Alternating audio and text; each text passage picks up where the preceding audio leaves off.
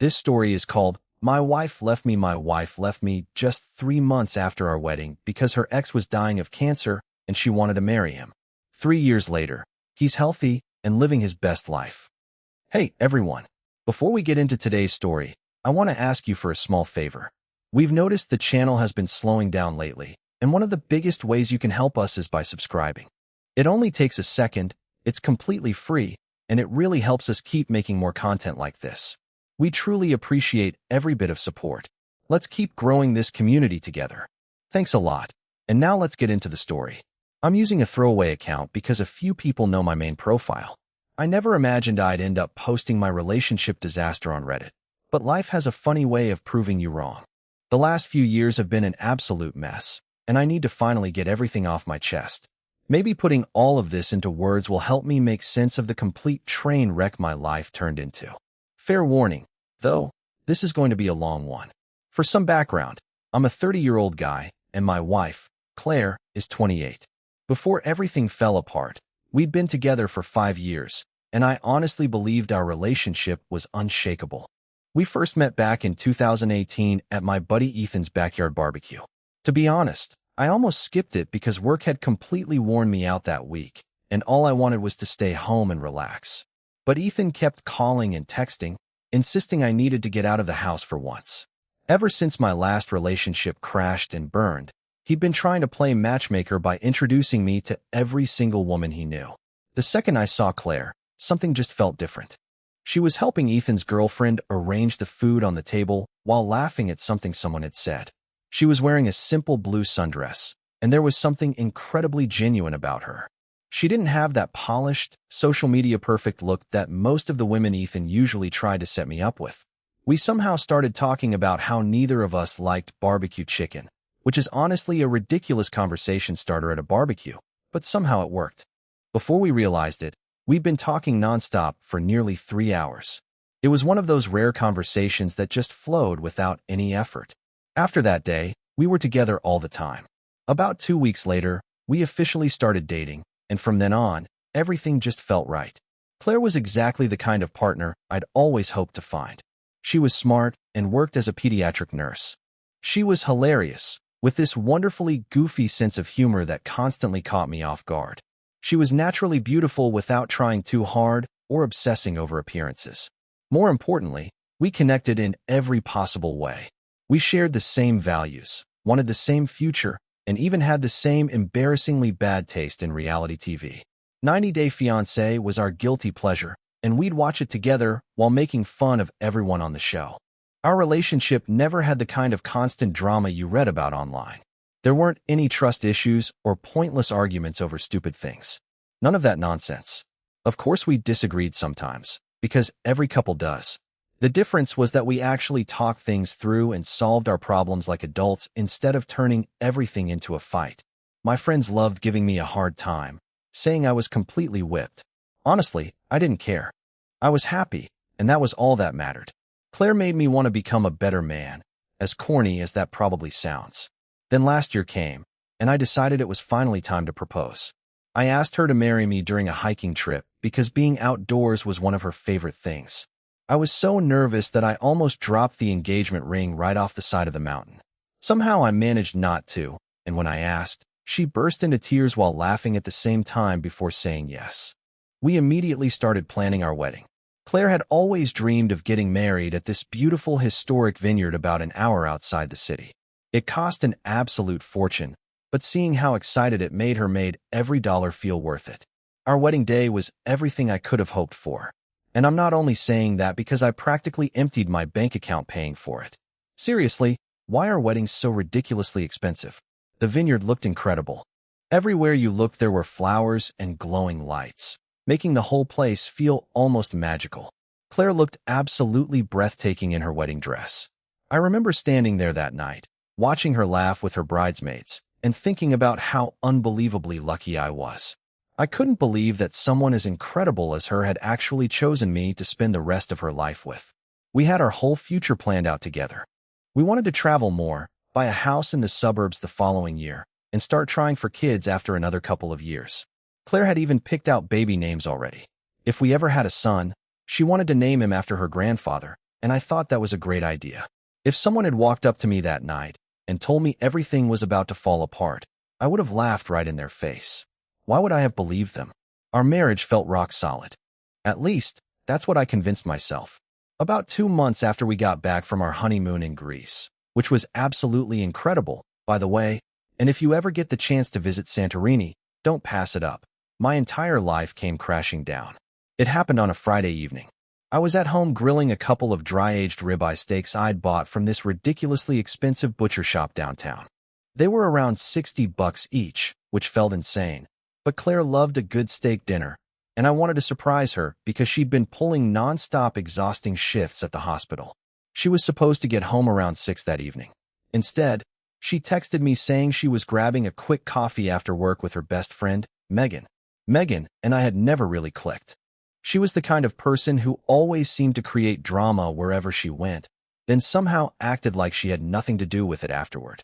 Still, she'd been Claire's closest friend since college, so I kept my opinions to myself and tried to get along.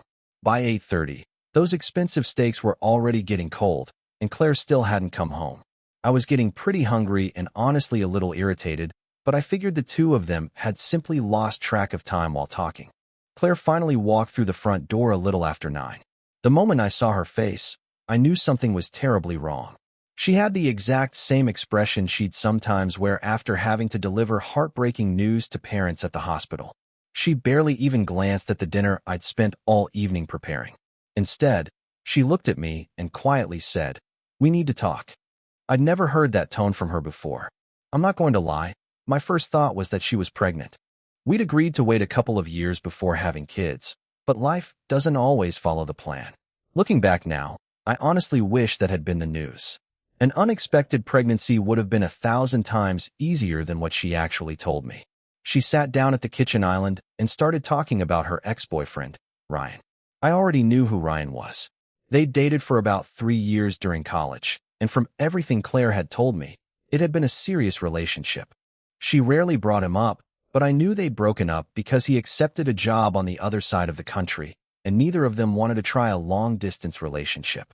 What I didn't know was that earlier that week Megan had run into Ryan's brother at the gym.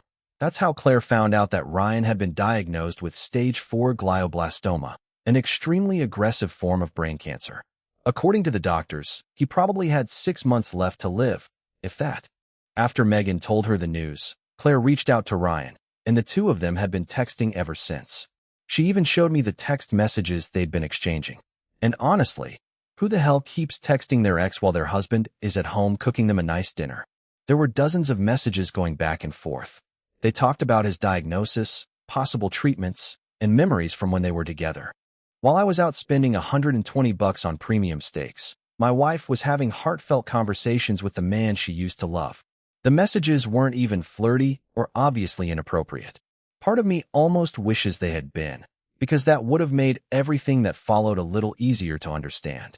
Instead, they were just deeply emotional. There were messages like, "I never forgot you," and "You were such an important part of my life." Nothing outright romantic, but definitely the kind of conversations a married person probably shouldn't be having with an ex. Then Claire told me that Ryan's final wish was to spend whatever time he had left with her. According to her, staring death in the face had made him realize she'd always been the love of his life, the one who got away. It sounded like something straight out of a cheesy Hallmark movie. Then Claire said something that still hurts every time I think about it. She told me she felt like she had to do this. She talked about it as if the universe had chosen her for some greater purpose, like this was a test she couldn't walk away from. The worst part was finding out Megan had been pushing this idea from the very beginning. Megan kept telling Claire that it couldn't be a coincidence she found out about Ryan's illness. She convinced Claire that she'd regret ignoring him for the rest of her life if she didn't stand by him during his final months. She even filled Claire's head with all that nonsense about life, giving people second chances for a reason. Real helpful advice for someone who'd only been married a few months. So there I was, sitting in front of a dinner I'd spent hours putting together while it slowly went cold, listening to my wife of 3 months explain why she needed to leave me for her dying ex-boyfriend. This was the same woman who'd been talking about our future together only a few weeks earlier. Her suitcase from our honeymoon was still sitting half unpacked in our bedroom. What really drove me crazy wasn't just what she was saying. It was the way she said it. She acted like abandoning our marriage was some noble sacrifice she was destined to make. She kept repeating that Ryan had nobody else. She said all of his family lived on the East Coast, and that he was completely alone while facing death. Meanwhile, all I could think was, what about me? What about your husband, the man you literally promised to spend the rest of your life with? I finally asked her point blank if she still had feelings for Ryan. She immediately burst into tears. Claire had always cried whenever she was overwhelmed or stressed. Normally, I thought it was kind of sweet. At that moment, though, it only made me angrier. She insisted it wasn't about romantic feelings. She claimed this situation was bigger than our marriage. According to her, Megan had helped her realize this was something she absolutely had to do if she ever wanted to live with herself afterward. Speaking of Megan, that woman had been driving me crazy almost since the day I met her. She was one of those people who was always single, but somehow always had opinions about everyone else's relationships. The kind of person who constantly posts cheesy quotes about following your heart on Instagram, yet can't keep a relationship going for more than a few months. Claire admitted that Megan was the one who'd really encouraged all of this. After Megan ran into Ryan's brother at the gym, she arranged for Claire and Ryan to accidentally meet at the coffee shop they used to go to together. From there, she kept filling Claire's head with all kinds of spiritual nonsense about the universe bringing people back together for a reason. She even started saying things like, sometimes your first love is supposed to become your last love, along with a bunch of other garbage. I tried to approach the situation logically. I asked Claire if she'd actually seen any medical records herself. I asked if she'd spoken directly with Ryan's doctors. I even asked whether she'd confirmed the diagnosis with anyone in his family. Ryan kept insisting he wanted everything kept private.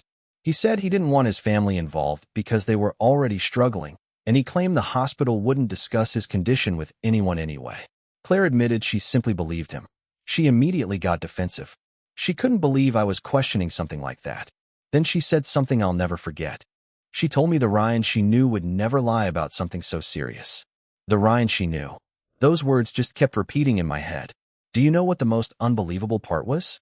She genuinely expected me to understand. She honestly thought I was supposed to accept my wife moving in with her ex-boyfriend so she could spend his last months taking care of him. She even suggested that maybe we could simply put our marriage on hold while she helped him through what she called his final journey. I'm not making that up. Those were her exact words. That was the moment I completely lost my temper. I told her marriage doesn't come with a pause button. You can't just freeze your vows, leave your husband behind, and expect everything to be waiting exactly where you left it after you fulfilled someone else's dying fantasy. Then I asked her how she'd feel if I left her to spend my time with a dying ex-girlfriend. She immediately said that was different. When I asked how, she couldn't give me a real answer. We argued for hours without getting anywhere. Claire kept talking about karma, compassion, and doing what was morally right. I kept trying to convince her that this entire situation was completely insane. At one point, she actually looked me in the eye and said, "If you really love me, you'll understand why I have to do this." That was pure emotional manipulation. Around 2 in the morning, I'd finally had enough. I told her she had to choose right then. If she walked out that door to be with Ryan, our marriage was over. There wouldn't be any temporary separation. There wouldn't be any break. And there sure as hell wouldn't be a reunion after she finished playing Clara Barton. We would be done for good. She stared at me like I was the unreasonable one. Then she started talking about how life isn't always black and white, and how sometimes people have to make impossible choices. I cut her off before she could keep going. I told her this decision actually was black and white. Either she was my wife, or she wasn't. I'll never forget the expression on her face after I said that. She looked disappointed. She also looked strangely resigned, almost like I was the one who had failed some important test. Finally, she said she needed time to think. She grabbed her purse, walked out the front door, and went to stay at Megan's place. The sound of that door shutting behind her hit me like a gunshot. I didn't sleep for a single minute that night. I just sat alone in the kitchen, staring at those ridiculously expensive steaks as they got colder and colder, wondering how my life had somehow turned into such a complete disaster. I kept checking my phone every few minutes, hoping she'd realize how crazy this all was and come back. She never did. After that, everything happened fast. Claire stayed with Megan for several days and barely answered any of my texts. Meanwhile, I was falling apart. I couldn't eat. I couldn't sleep. I kept replaying every conversation we'd ever had, desperately trying to figure out where everything had gone wrong. Ethan, the same friend whose barbecue had introduced us years earlier, came over after I finally told him what had happened. He showed up with a couple of pizzas because he knew I probably hadn't eaten. He was just as shocked as I was. The four of us had spent so much time together over the years. We'd gone on double dates, taken trips together, and shared holidays. Claire had always seemed like such a normal, grounded person. She was the last person any of us would have expected to do something like this. About a week after she left, I got a long text from her. She said she'd spent a lot of time thinking and had decided she needed to follow her heart. Just reading those words made me sick. She told me she was moving in with Ryan so she could help care for him during what everyone believed would be his final months. Then she actually had the nerve to say she hoped I'd eventually understand. She even suggested that after Ryan passed away, maybe we could see if there was still a future for us. As if I was supposed to sit around waiting on the bench until she decided she was ready to come back. The very next day, things got even worse. Instead of calling me herself, I received an email from her divorce lawyer. An email. She wanted a divorce and hoped we could keep everything friendly and uncomplicated. I'll never forget sitting at my desk at work, staring at that message on my computer screen. It honestly felt like someone had punched me straight in the stomach. I couldn't focus on anything after that. I told my boss I wasn't feeling well, packed up my things, and went home. Some of our friends actually sided with Claire. They said I was being cold, selfish, and unsupportive. I remember thinking, seriously? Lauren, who I'd always considered my friend before she was Claire's, actually told me I should be proud of how selfless Claire was being. Proud. Proud that my wife had walked out on our marriage to be with her ex-boyfriend? I still have no idea what kind of twisted logic leads someone to that conclusion. I remember one dinner with a group of our married friends. They all tried convincing me to look at things from Claire's point of view. One of them asked me how I'd feel if I had the chance to comfort someone during the last months of their life, but chose not to. I looked around the table and asked a simple question. Would either of you leave your husband or wife to move in with a dying ex? The room got real quiet after that. Nobody had an answer. What hurt almost as much as Claire leaving was everyone acting like I was somehow the bad guy. Apparently expecting my wife to honor the vows we had literally just made was considered unreasonable. Even Claire's sister, Nicole, who'd always gotten along great with me, started posting those vague Facebook quotes. Stuff like, real love means supporting difficult decisions, and other inspirational nonsense that somehow always sounded profound without actually saying anything. Once the divorce papers arrived from Claire's attorney, I hired my own lawyer. My brother recommended a guy who had a reputation for being absolutely ruthless. After everything that had happened, there was no way I was going to let myself get taken advantage of again. Claire actually expected me to move out of our house. Keep in mind, I'd paid roughly 70% of the down payment. I told her if she really wanted the house, she was welcome to buy out my share. Otherwise, I wasn't leaving. She honestly looked surprised that I wasn't just giving her whatever she wanted. I think she expected me to keep being understanding all the way through the divorce. The day she came back to collect her belongings was brutal. Naturally, Megan showed up with her. The entire time she kept shooting me dirty looks like I was somehow the villain in all of this. The two of them spent nearly 3 hours packing boxes. Every time they carried another load past me, Megan would let out these dramatic little sighs and huffs. I didn't say a word. I sat on the couch with a beer in one hand, football on the TV, and refused to help either of them. Then Claire tried to take Cooper. Cooper was our lab mix that we'd adopted together about 2 years earlier. That was the one moment where I completely lost my patience. I told her there wasn't a chance in hell she was taking my dog to live with her and her supposedly dying boyfriend. She immediately started crying again. She said she needed Cooper because she was going through such an emotionally difficult time. I actually laughed. Then I reminded her that Cooper's registration was under my name and that I'd paid every single vet bill since we'd adopted him. She left without him. The divorce itself moved pretty quickly. Since we'd only been married a short time, there wasn't much to fight over. Claire never argued about money. Part of me thinks she felt guilty about everything. She even signed over her share of the house without putting up a fight. Her attorney looked surprised, but Claire just wanted everything finalized as quickly as possible so she could go back to taking care of Ryan. After she moved out, the house suddenly felt enormous. It wasn't just quiet. It felt empty. Every room reminded me that someone was missing. I got rid of everything she'd left behind. Anything that wasn't worth returning went straight into the trash. My mom immediately started trying to set me up with daughters of women from her church. I appreciated the effort, but there was absolutely no chance I was ready for that. My friends kept dragging me out to bars, insisting I needed to get back into the dating scene. But honestly, I couldn't imagine sitting across from some random woman and explaining my life. Yeah, my wife left me 2 months after our wedding because she went back to her dying ex-boyfriend. That conversation sounded exhausting before it even started. So instead, I buried myself in work. I volunteered for every overtime shift and extra project I could find. Thankfully, my boss knew what I was dealing with. He kept giving me more work to keep my mind occupied. The extra money certainly didn't hurt either. Still, every evening when I came home to that empty house, it hit me all over again. Sleep became almost impossible. I'd wake up at 3 in the morning and automatically check my phone. Some part of me kept hoping there'd be a message from Claire saying she'd made the biggest mistake of her life. That message never came. Honestly, Cooper probably saved me during those months. Taking care of him forced me to stick to some kind of schedule. He needed walks. He needed dinner. He gave me a reason to get out of bed every morning. Most nights he'd curl up beside me on the couch while I watched hours of Netflix. He was probably wondering why I suddenly decided Breaking Bad was something you watch at 2 in the morning. I also started throwing myself into projects around the house. Anything that kept my hands busy helped. The hardest thing to deal with, though, was social media. Claire barely posted anything herself. I guess there's no flattering way to caption, "Left my husband to move in with my dying ex." But mutual friends still posted plenty. I'd see pictures of her out having dinner, smiling with friends, acting like everything in her life was perfectly normal. Megan was even worse. Her social media turned into a non-stop stream of inspirational quotes about following your heart and accepting whatever path life puts in front of you. Eventually, I'd had enough. I blocked both of them. The divorce also cost me a lot of friendships.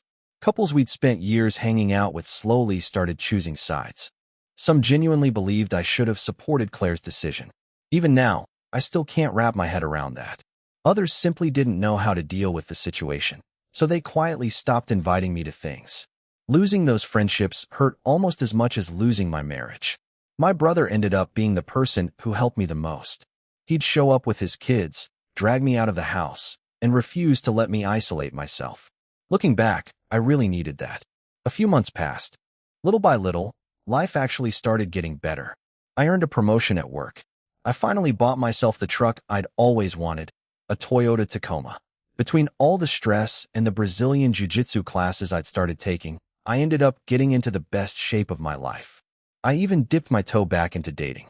Nothing serious, but at least I could make it through a first date without completely falling apart every time someone asked about my previous marriage. Then, one completely ordinary Tuesday afternoon, everything changed again. My phone suddenly started exploding with notifications. For a second, I thought something terrible had happened at work. It wasn't work. It was Claire. She hadn't contacted me once in more than 3 months. Now she was calling nonstop, texting, leaving voicemail after voicemail. At first, I ignored every single one. After everything she'd done, what could she possibly have to say? Then I got a text from Nicole. Unlike most of Claire's family, Nicole and I had actually managed to stay on decent terms. A couple of months after the divorce, she'd reached out and apologized. She admitted she couldn't believe how badly Claire had handled everything. So when Nicole told me I really needed to hear Claire out, I figured something serious must have happened. During my lunch break, I finally answered one of Claire's calls. She was completely hysterical. She was crying so hard I could barely understand half the words coming out of her mouth. My first thought was that Ryan had finally died. Call me an asshole if you want. Instead, what she told me was somehow even more unbelievable. Ryan had never had cancer. Not stage 4. Not stage 1. Not any kind of cancer at all. The entire thing had been a lie. He'd faked a terminal illness after seeing our wedding pictures on Instagram because he decided he wanted Claire back. Take a second and really think about that. Every single part of it had been fake. The medical records? Forged. One of his friends worked at a hospital and helped create convincing-looking documents. The excuse about working remotely while receiving treatment? That was only so people around town wouldn't notice he looked perfectly healthy. The entire cancer story had been nothing more than an elaborate scam designed to steal my wife. Want to know how Claire finally discovered the truth? She randomly ran into Ryan's sister at Whole Foods. They started catching up and talking about life. During the conversation, Claire casually mentioned something about how Ryan's treatment was going. Ryan's sister just stared at her with a confused look. She had absolutely no idea what Claire was talking about. That's when Claire found out the truth. Ryan's family believed he and Claire had simply gotten back together on their own. He'd never told any of them about the fake cancer story. Claire confronted him that very night. And this piece of shit actually laughed. He admitted he'd made the whole thing up. Then he shrugged and basically said, "Yeah, I lied. But it worked, didn't it?" It somehow gets even worse. For the previous 6 months, he'd already been dating a co-worker named Hannah.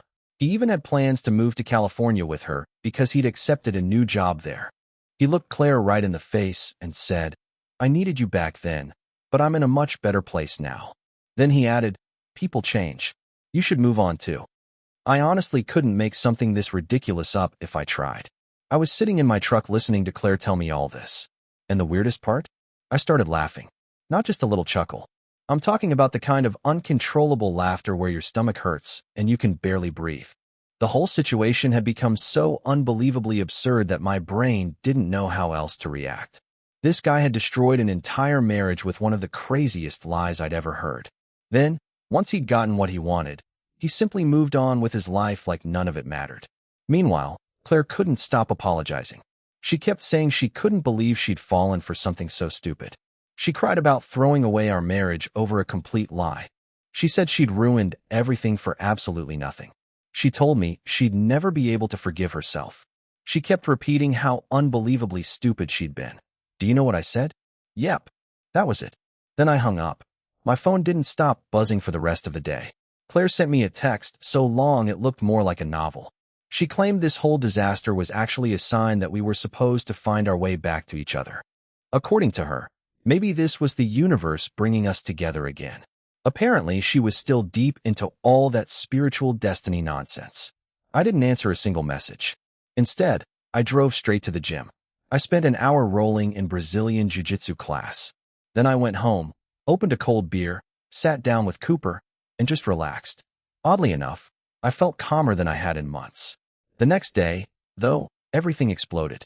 Claire completely lost it. She posted the entire story on Facebook. She tagged Ryan.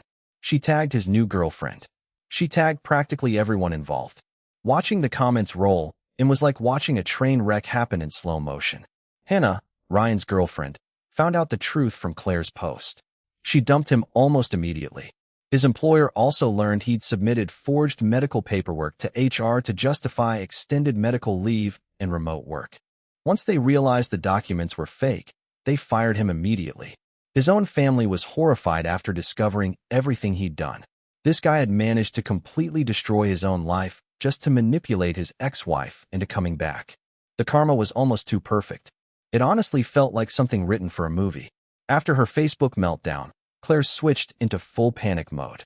She started showing up outside my office with coffee. She even remembered exactly how I liked it. Good for her, I guess. She began sending emails to my work account. Then she tried getting my mom involved, hoping she'd convince me to talk. That plan failed immediately. My mom had never forgiven Claire for walking out on our marriage. After about a week of nonstop calls, messages, and surprise visits, I finally agreed to meet her. Not because I wanted another chance. Not because I was considering getting back together. I just wanted her to stop bothering me, my family, and everyone around me. I told her we'd meet at a busy coffee shop downtown. I picked that place on purpose. With that many people around, I figured she wouldn't make a scene. The second she walked through the door, I could tell life hadn't been treating her very well. She looked exhausted, like she hadn't gotten a decent night's sleep in days. She was even wearing one of my old hoodies. Apparently, she'd kept it after moving out. I honestly had no idea why. The moment she saw me, she burst into tears. Want to know the very first thing she said? "You look good. Have you been working out?" Seriously? I looked at her and said, "Yeah. Turns out getting abandoned by your wife is pretty good motivation to spend time at the gym." She didn't exactly appreciate that answer. Then she launched into what sounded like a carefully rehearsed apology. She told me she was deeply sorry. She said leaving me had been the biggest mistake of her entire life. She admitted she thought about me every single day. She even claimed she still kept pictures of us on her phone.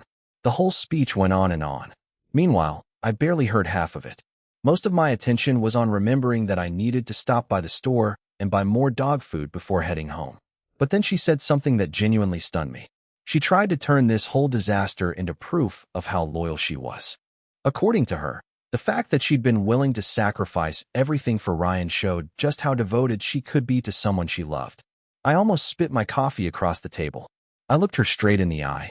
"If you're so loyal," I asked, "why didn't you show any of that loyalty to your husband? Why didn't you trust our marriage enough to stay? Why didn't you verify Ryan's story before throwing away everything we'd built? Why didn't you ask to see medical records? Why didn't you speak with his doctors? Why didn't you check anything?" She immediately became defensive. She said she couldn't believe I was still questioning her intentions after everything that had happened. Then she doubled down. She said maybe all of this had been meant to happen. Maybe Ryan's lie was actually the universe's way of proving how strong our love really was. She honestly believed we could start over. She said we'd come out stronger because we'd survived this test together. That was the moment I finally lost my patience. I told her our marriage wasn't some cosmic experiment. Real love doesn't mean abandoning your husband to go back to your ex. And loyalty isn't something you save only for people you think are dying. Then she reached across the table and tried to take my hand. I pulled mine away before she could touch it. Then I told her the one thing she'd been avoiding this entire conversation. "You know what the worst part of all this is? If Ryan had actually been dying, you'd still be with him. You're only sitting here now because he turned out to be a liar. I was never your first choice. I'm just the backup plan." That really hit her. She started doing that thing she'd always done whenever she was trying not to cry, tilting her head back and staring at the ceiling so the tears wouldn't fall. She used to do the exact same thing during sad movies. Then she told me I was being cruel. I looked at her and said, "Cruel is walking away from your husband 3 months into your marriage because your ex tells you he's dying without even bothering to question whether he's telling the truth." After that, she pulled out every last card she had. She started talking about couples counseling. She promised she'd spend the rest of her life making things up to me. She said she'd do whatever it took to earn my trust again. Then she told me she'd kept her wedding ring and still wore it sometimes. I honestly didn't know what she expected me to do with that information. You know what I actually did? I laughed. Not because I wanted to be mean. I just couldn't help it. The whole situation had become so unbelievably ridiculous that laughing was the only reaction I had left. Here was the woman who'd completely destroyed our marriage 2 years earlier, sitting across from me believing that a few counseling sessions could somehow erase everything she'd done. I told her she didn't need couples therapy. She needed therapy for herself. She had to figure out why she was willing to throw away an entire marriage for a man who turned out to be a manipulative, pathological liar. Until she understood that about herself, she wasn't ready to be in any relationship with anyone. Eventually, she asked the question I knew was coming. She wanted to know if there was any chance, now or someday, that we could get back together. I looked at her and quietly said, "Claire, the man you married stopped existing the day you chose Ryan over me. I'm not that person anymore." Then I stood up and walked away. About an hour later, she sent me another text. She said she'd wait as long as it took and somehow prove she deserved another chance. I never replied. I left the message unread, went home, hugged Cooper, and ordered myself a pizza. Around 4 months passed after the whole fake cancer disaster finally came crashing down. For the first time in a long while, life actually felt good again. I'd started seeing a woman named Sophie. We met through my gym, where she taught the morning kickboxing classes. We'd only been dating for a few weeks, so nothing was officially serious yet, but things were definitely moving in that direction. She couldn't have been more different from Claire. Sophie was direct. She hated drama, and she definitely wasn't the type to talk about destiny or the universe sending signs. Then yesterday happened. I was at home making dinner because Sophie was coming over later that evening. Out of nowhere, there was a knock at my front door. It was Claire. I hadn't seen her since our conversation at the coffee shop. The first thing I noticed was that something looked different about her. A second later, I realized exactly what it was. She was pregnant. Not just a little. Obviously pregnant. My immediate thought was that Ryan had gotten her pregnant before everything fell apart. But life apparently wasn't finished messing with me. She was carrying a large envelope. Her hands were shaking so badly, it looked like she could barely hold it. She told me she was around 32 weeks pregnant. I immediately started counting backward in my head. The timing landed right before everything with Ryan happened, right before she walked out on me. Then she looked me straight in the eye. She said the baby was mine. She'd already taken one of those early prenatal paternity tests that only requires a blood sample. She handed me the paperwork right there at my kitchen counter. The results showed a 99.9% probability that I was the father. She said she'd been trying to find the courage to tell me for weeks. I just stood there holding those test results while my pregnant ex-wife cried in front of me. Meanwhile, my new girlfriend was supposed to be arriving for dinner any minute. Honestly, it felt like I was watching someone else's life instead of my own. She said she'd found out she was pregnant much later than most women. Her periods had always been irregular, and between the stress of the divorce, everything with Ryan, and constantly feeling exhausted, she'd convinced herself nothing was wrong. She admitted she'd ignored the weight gain and other symptoms because she blamed everything on stress and thought her body was simply falling apart after everything she'd been through. By the time her doctor finally insisted on a pregnancy test during a routine appointment, she was already well into the pregnancy. She'd been going to every doctor's appointment by herself. The only person she'd told was her mother. She admitted she knew this complicated everything, but she believed I deserved to know the truth. The most confusing part? A small part of me actually felt excited. I'd always wanted to become a father. Claire and I used to spend hours talking about having children back when we still believed we had a future together. Then reality would hit me again. I'd remember how she left. I'd think about Sophie. I hadn't told Sophie anything yet because I'd literally just found out myself. Claire left about an hour ago. The only thing I could think to do was text Sophie and tell her I wasn't feeling well and needed to cancel dinner. Since then, I've just been sitting here with Cooper, trying to make sense of everything. Seriously, how is anyone supposed to deal with something like this? There's no question I'm going to be part of my child's life. That decision isn't even up for debate. But trying to co-parent with the woman who abandoned our marriage for her supposedly dying ex? That's going to be complicated. Then there's Sophie. How exactly do you tell someone you've only been dating for a few weeks that your ex-wife, the one who left you for another man, is now pregnant with your child? That feels like an impossible conversation to have this early. Claire says we need to sit down and talk. She even suggested maybe this baby is a sign that we should try again. According to her, becoming parents changes everything. But does it? Does having a baby erase the fact that she walked away from our marriage without hesitation? Does it somehow change the fact that she only came back after discovering Ryan had lied to her? My brain honestly feels like it's spinning in circles. Meanwhile, Cooper keeps bringing me his favorite toys like he somehow knows I'm stressed out. He's a good dog. I honestly have no clue what the right move is anymore. Part of me wants to be excited because I'm going to be a dad. Another part of me is terrified that Claire will now be part of my life for the next 18 years, or probably even longer. And then I think about Sophie. She never signed up for any of this chaos. So I'm asking you guys, what would you do if you were in my shoes? How do you successfully co-parent with someone who shattered your trust like this?